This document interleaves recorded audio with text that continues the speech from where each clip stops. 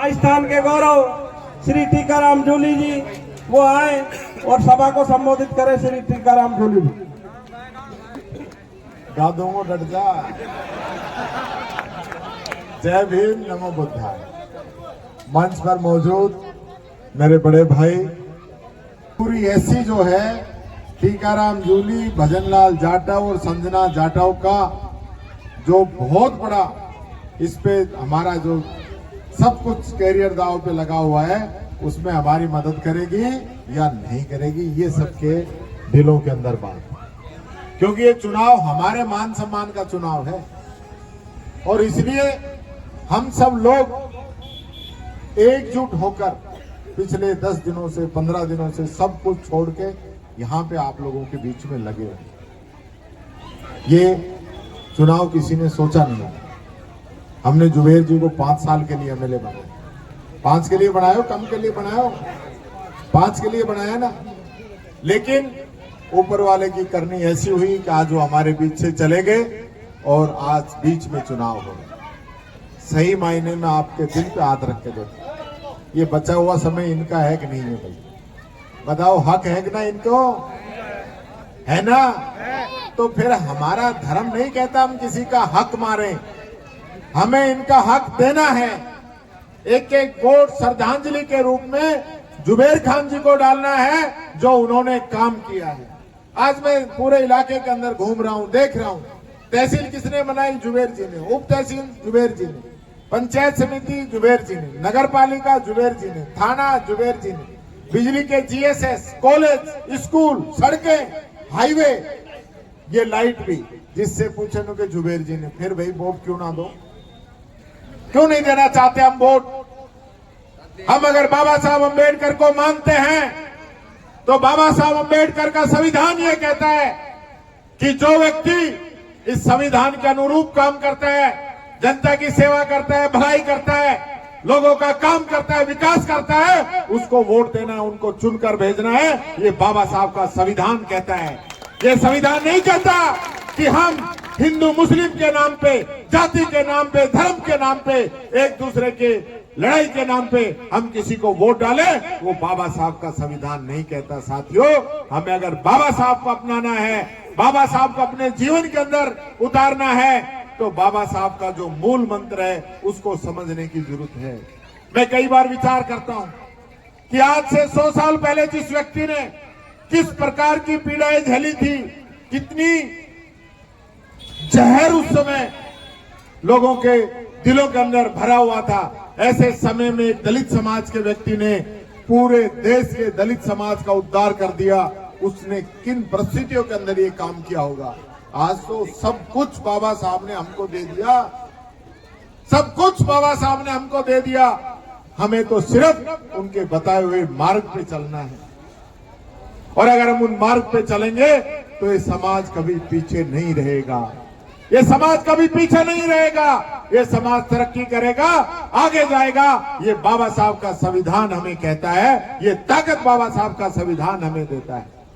और आज आपके 2 सांसद नेता प्रतिपक्ष, 75 साल में पहली बार किसी दलित व्यक्ति को नेता प्रतिपक्ष बनने का सौभाग्य प्राप्त हुआ। वो टीकाराम जूली को नहीं मिला है, पूरे दलित समाज को, आप सब लोगों को मिला है।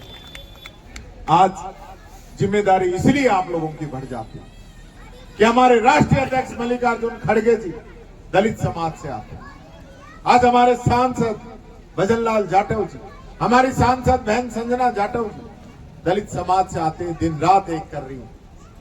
ये सब लोग इसलिए कर रहे हैं कि जुबेर जी ने भी हमारी मदद की। और मैं आपसे कहना चाहूंगा, आज जिस प्रकार का माहौल ये बीजेपी बना रही है, आज देश के अंदर हमें जगह जगह लड़ाने का काम किया जा रहा है।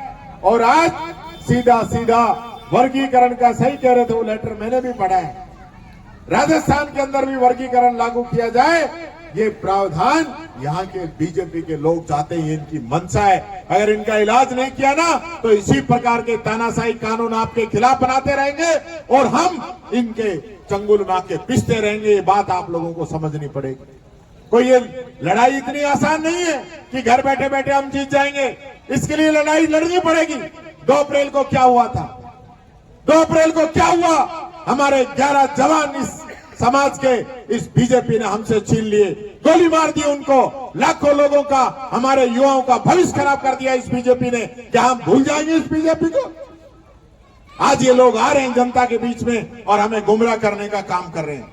जिस पार्टी की नीति साफ नहीं, जिसकी नीयत साफ नहीं, जिसकी सोच साफ नहीं, जिसके दिल में हमारे लिए कोई जगह नहीं, उनको तो हमें बदबू आती है बीजेपी वालों को। तुम कहां से इनके बात मानने को तैयार हो रहे? ये हमें बहकाने आएंगे। 2 दिन बचे हैं, पिंडी कांप रही है बीजेपी की। फिर भी कह रहे भजनलाल जी को लेके आएंगे। मैंने कहा लियाओ, झूठ बोलने का और धरती में सोने का कोई आंकड़ा नहीं है। इस प्रदेश का मुख्यमंत्री आके बता दे कि 11 महीने में क्या काम किए। जनता से वादा किया कर्जे माफ करूंगा, नहीं किए। जनता से वादा किया कि हरियाणा के बराबर डीजल पेट्रोल करूंगा, नहीं किया। जनता से वादा किया 2700 में गेहूं खरीदूंगा, नहीं किया। जनता से वादा किया कि 12,000 रुपए किसान सम्मान निधि दूंगा, नहीं दी जनता को। ये झूठे लोग हैं। पेंशन तक तो दे नहीं पा रहे। लट्ठा ना है, केबल ना है, ड्रीमी ना है इनके ने, बिजली इनके पास नहीं, क्या देंगे ये? छुपते घूम रहे हैं। जितने भी काम चल रहे हैं आज रामगढ़ के अंदर, सड़कों के, कॉलेज के, तहसील के, सारे कांग्रेस के समय के मंजूर काम है, वही चल रहे हैं। चवन्नी इन लोगों ने मंजूर नहीं की। ये बात मैं आप लोगों से कहना चाहूंगा। साथियों, मौके बार बार नहीं आते हैं। आज बाबा साहब के तस्वीर के नीचे, उनके हाथ के नीचे, उनकी छाया के नीचे हम बैठे हैं। आज हमें तय करना पड़ेगा कि हमारी लड़ाई किन से है। हमारी लड़ाई किन से है?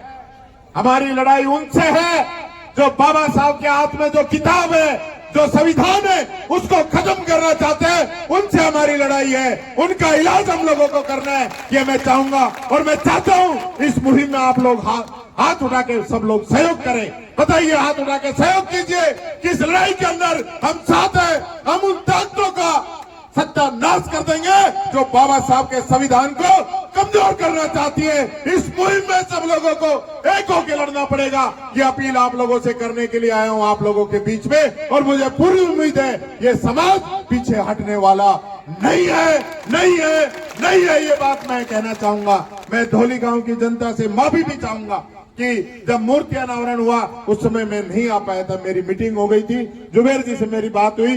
जुबेर जी ने कहा ठीक है, मैं जा रहा हूं, भजनलाल जी है, संजना जी हैं, आपकी हाजिरी माफी हम लगा देंगे। आप जब भी कभी आओ तो बाबा साहब के माल्यार्पण करना। मैंने आज जुबेर जी की आत्मा के सामने जुबेर जी ने जो कहा था, बाबा साहब की मूर्ति को माल्यार्पण कर दिया। ये उन्हीं का उस दिन का कहा हुआ वाक्य है जो मैंने पूरा कर दिया। उस दिन नहीं आ पाया था, हाथ जोड़ के माफी चाहता हूं। लेकिन भविष्य में जब भी ये समाज याद करेगा, हम मिलके एकजुट होके, चाहे भजनलाल जी, संजना जी, हम सब लोग आपकी लड़ाई लड़ने के लिए तैयार रहेंगे।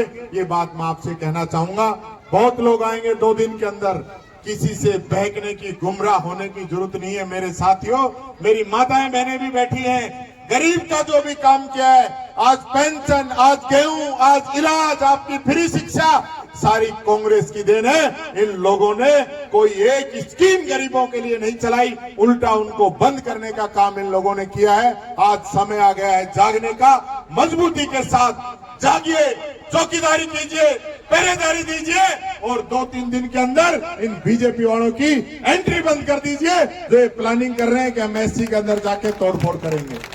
इनके बातों में आने की जरूरत नहीं है। यही अपील आपसे करना चाहूंगा। और मुझे पूरी उम्मीद है ये समाज हम तीनों की, मेरी, भजनलाल जी की, संजना जी की इज्जत पे आंच नहीं आने देगा। जोड़ी फैला के इस समाज से मैं भाई आर्यन के लिए भीख मांगता हूं। ये समाज मुझे आशीर्वाद है और आपके लिए, आपको एक विधायक नहीं, आपको एक विधायक नहीं, पूरे 70 के 70 विधायक राजस्थान के रामगढ़ के लिए मिलेंगे। ये मैं आपसे वादा करके जा रहा हूं। आपको पीछे हटने की, कभी पीछे मुड़ के देखने की जरूरत महसूस नहीं होगी। बहुत बहुत धन्यवाद। जय हिंद, जय भारत, जय भीम।